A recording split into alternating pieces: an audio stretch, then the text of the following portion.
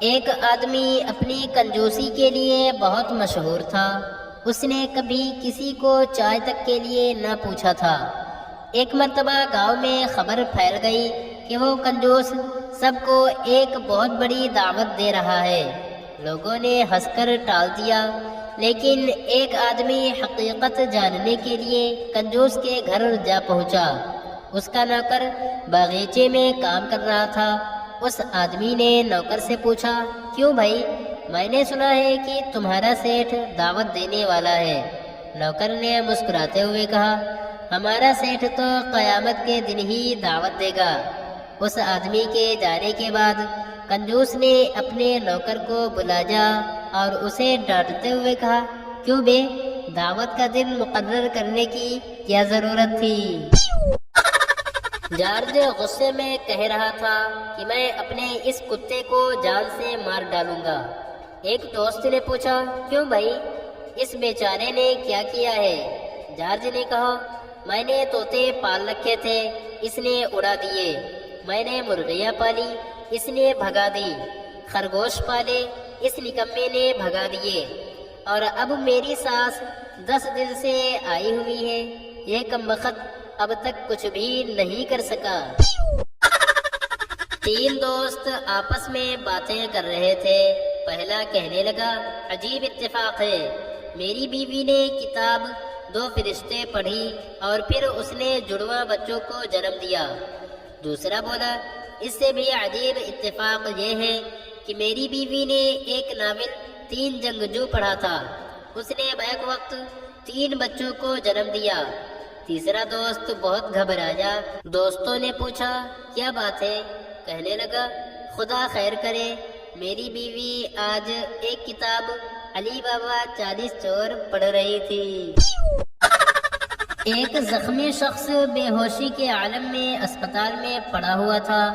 ہوش میں آیا تو اپنے برابر بیٹھے ہوئے آدمی سے پوچھا، یہ بتائیے کہ مجھے کیا ہو گیا ہے؟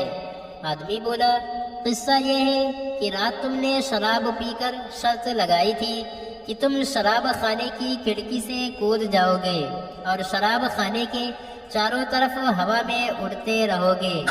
زخمی نے کہا، پھر تم نے مجھے روکا کیوں نہیں؟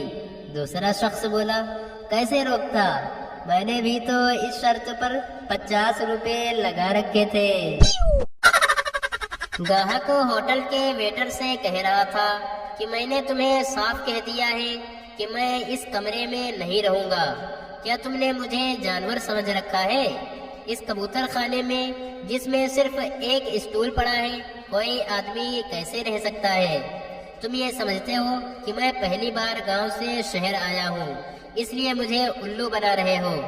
ویٹر جھنجھلا کر بولا، چلیے صاحب، اندر تو چلیے، یہ آپ کا کمرہ نہیں، لفٹ ہے۔ ایک بھکاری نے کسی گھر کے دروازے پر صدا لگائی کہ اللہ کے نام پر ایک روٹی دے دو۔ اندر سے آواز آئی، روٹی نہیں ہے۔ بھکاری بولا، کوئی پرانا کپڑا دے دو۔ آواز آئی، کپڑا بھی نہیں ہے بابا۔ بھکاری نے کہا، پھر کچھ پیسے ہی دے دو۔ آواز آئی، جاؤ معاف کرو، کچھ نہیں ہے۔ بھکاری نے کہا، جب تمہارے پاس کچھ بھی نہیں ہے تو وہاں کیا کر رہے ہو؟ باہر آؤ، ہم دونوں مل کر بھیک مانگتے ہیں۔ ایک پرانا شادی شدہ جوڑا فلم دیکھنے گیا۔ ہندوستان کی کوئی مشہور فلم تھی جس میں اداکار دلیپ کمار اپنے مخصوص انداز میں ہیروئن سے اظہار محبت کر رہا تھا۔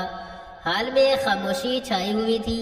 بیوی نے بڑی مدھم سی آواز میں اپنے شوہر سے کہا، کاش آپ بھی مجھ سے دلیپ کمار جیسی محبت کرتے۔